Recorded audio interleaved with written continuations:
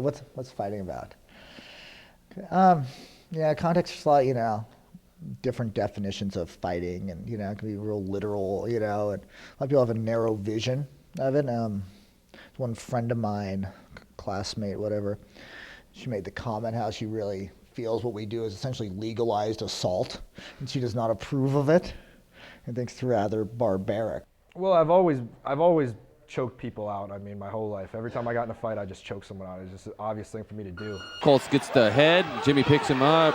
Doesn't do anything for him. And Buckles did an excellent job of wrapping those legs and locking him out. You see that? Yep. And he has just got some pressure on Jimmy right now. Jimmy's folding down, coming in with a couple of rights. We've seen Jimmy in this position before. Standing.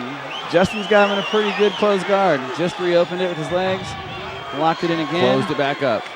And he's got some wicked pressure on Jimmy. I don't know if it's quite sunk. It's sunk. It's a freaky thing. It's somebody's gonna try and hurt you before you can hurt them. They want to win the fight. You want to win the fight. People don't bother me too much. Crowds, that doesn't scare me too much. It's mostly my opponent. I have butterflies. I'm a little freaked out. But as soon as I get in to the octagon and the ref says, let's get it on, let's go, let's fight, it all goes away. I usually get pretty calm. Got any questions about the rules? Touch gloves, good luck. Come on, fighting. Who wants to see a knockout? Make some noise, Sullivan Arena.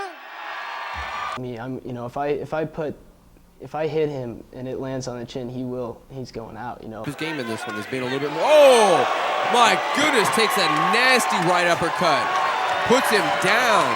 McAfee throws a beautiful uppercut in there and catches Josh Branham right upside the left side of the face. I get hit, it's, there's a fear of how strong or how good your opponent is until you get hit and you feel him out, you get hit, you kind of realize what kind of fighter he is, what kind of strength he has, and you're usually not worried too much after that.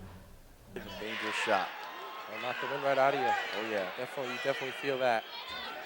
There's a nice elbow forearm. Everyone I've talked to, there's nothing cooler than being a cage fighter. There's nothing. I mean, you could be a basketball player or whatever, but what's that? You're throwing a ball into a hoop, because cage fighting, it's skills that carry over to your life. It gives you confidence. It gives you everything.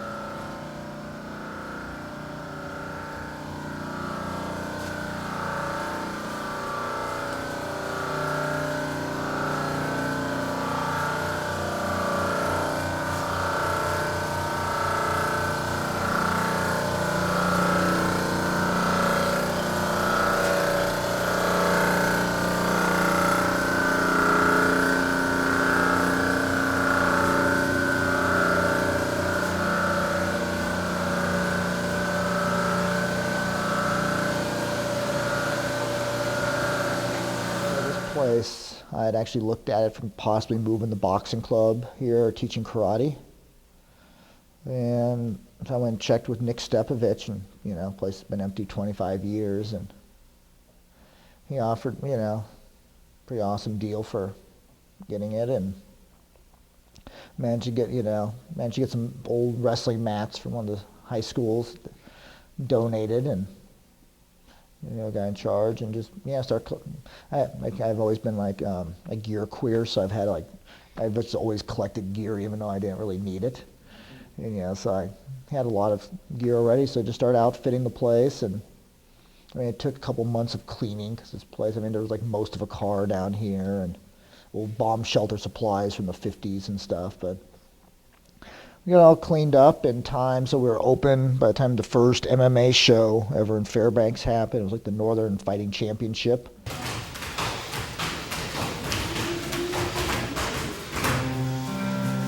Second group up.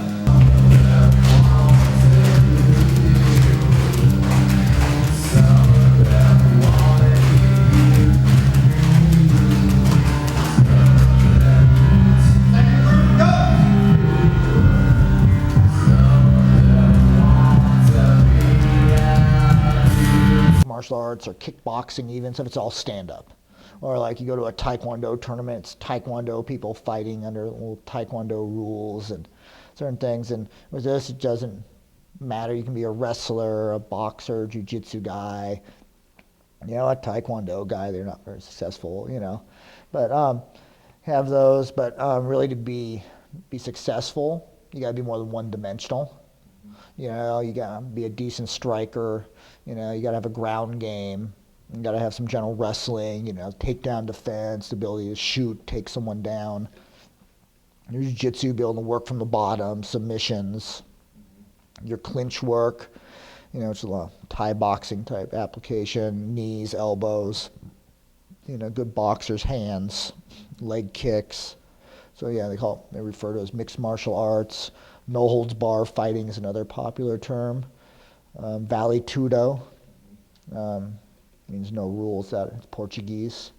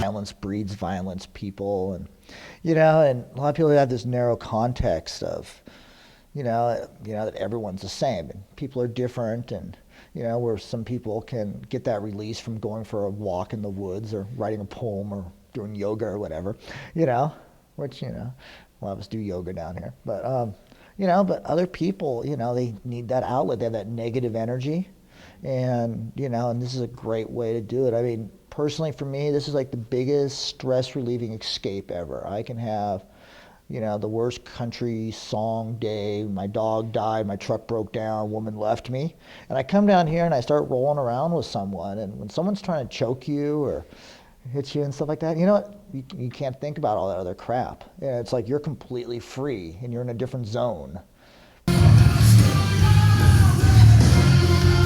There you go.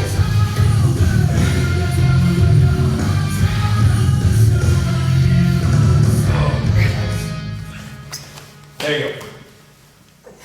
Explode in that, Scott. Jesus. Press your whole body into it. Arch him out. Stretch his whole body out.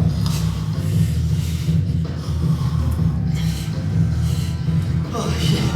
Jesus Christ. No, that was fucking brutal, dude.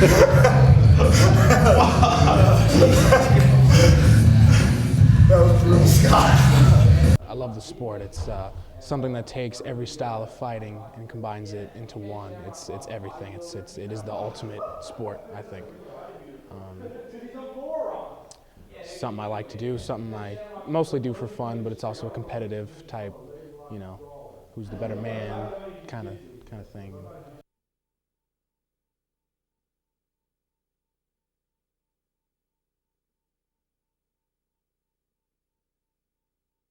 Entering the Octagon is a mixed martial arts fighter from Fairbanks, Alaska, Justin the Phenom Buckholz. I mean, it's a big thing. When you're walking down that ramp and there's, you know, 4,000 people around you, you see this cage and the guy's in there waiting for you. Then you stand there, this guy's 20 feet away from you, and he's going to do everything he can to hurt you, to put you out of there as fast as possible, to knock you unconscious, to break something, make you quit. That's pretty intimidating.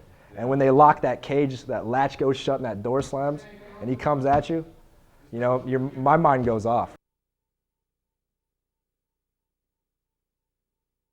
Gambling with your body, your mind, everything you got. You're leaving your heart and soul out there.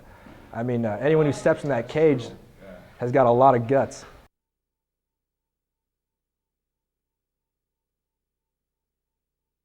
I put him in a triangle choke with my legs where I'm on the bottom, and he landed like so many punches, my nose was broke. And all of a sudden, I got him in this triangle choke, and he reaches over, and he doesn't have a scratch on him, a mark on him, and I look like I'm the Walking Dead, like I got hit with a baseball bat. And he reaches over, and he taps the mat, and the crowd, goes crazy, but half of them didn't know what happened. And then people came up to me afterwards, like a few people, like haters would be like, hey, that guy was killing you, man. You got so lucky. And I'm like, no, if that was me and him in an alleyway, he would have been dead, I had the marks on my face, but that guy, his life was in my hands there. He tapped, he said, ref, save me, I need out. Trained to fight, I mean, that's your confidence level with everything in your life goes up. I mean, no matter what you do, you take on, when I was in my championship fight, this dude was beating me. I counted the punches, he hit me like 40-something times in the face, I was really unprepared. I kind of went in there unprepared and stuff. And I mean, me and my friend were just hitting mitts like for our whole training for a cage fight, which was stupid. But when you're in front of a couple thousand people and your face gets turned into hamburger meat, there's nothing else out there that's really going to faze you. I mean, some guys giving you shit. I mean, it's all right off your shoulder. Like, man, I've been there. I've been like on the brink of getting, my brain smashed in front of everybody, and I beat that. I overcame that. That kind of confidence carries on to anything you do in life. Justin, you took a lot of punishment there and managed to pull it off. How's that belt feel around your waist? What? I said, how's that belt feel around your waist? My head hurts right now. I can't understand. Anything completely absorbed in the moment? Discuss that a little bit. During the fight, I'm not really thinking a whole lot. I try to keep a clean head, stay calm, try to figure out what I'm going to do in the fight, get a feeling for what kind of fighter he is. If he's trying to strike with me, and if I'm losing the striking game, then I might want to think about taking it to the ground. So I'm always thinking about my next step, what I'm going to do from each position that I go into. What's next? What's going to happen? And Out, Jeremy working for an armbar here. looking for the armbar. He's got it. Got it. That's it. He's got it. There's some nice jiu-jitsu there. Fantastic. Very, very good job getting the armbar there from the guard. Fantastic. Both of these guys did a great job. First round. the two that I won, I don't even think I really hurt the guy. They were, little taps here and there and a submission, and those were my fights. Anybody want to thank before you leave? I love to thank my coach, Jeff Nielsen. He's brought me a long way. Team Frostbite, come out of Fairbanks. All the guys I train with. I'd like to thank Clyde for working my corner. I'd like to thank the AFC. I'd like to thank the fans. Thank you.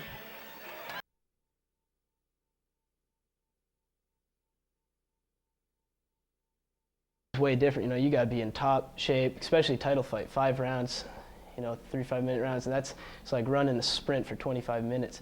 You're wrestling and you're throwing bombs, trying to escape submissions, all sorts of stuff. So it's a lot more stressful, and it's a lot bigger event, bigger crowd. You don't got 2 big pillows on your hands, so every time you get punched in the face, it hurts. You're getting a bruise or you're going to be bleeding.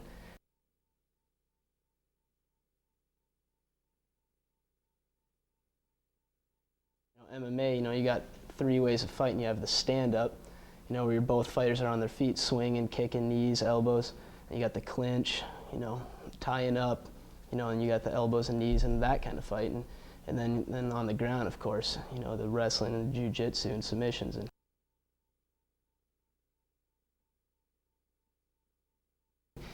And get comfortable fighting 5 rounds, so when I go in there and do it, it'll just seem like another day at the office.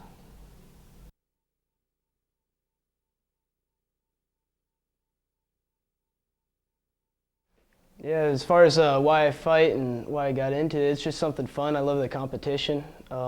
There's nothing more raw or real than, one man on one man going, see who's the better fighter, who's the tougher guy.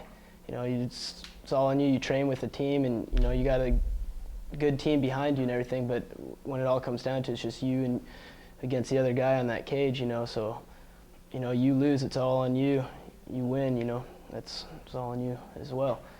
I'm not ever angry usually. Usually I'm never angry at my opponent. it's just another guy doing the same thing as me.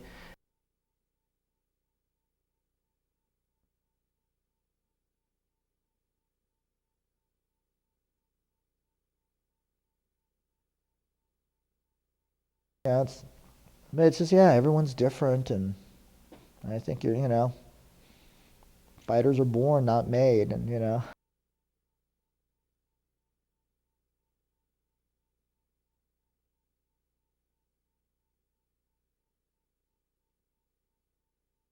I mean, it's so natural, but then there's like these socially acceptable, like psycho-ass sports like bull riding. And I'm just like, and that's a crazy-ass sport. I mean, there's not even a possibility of winning.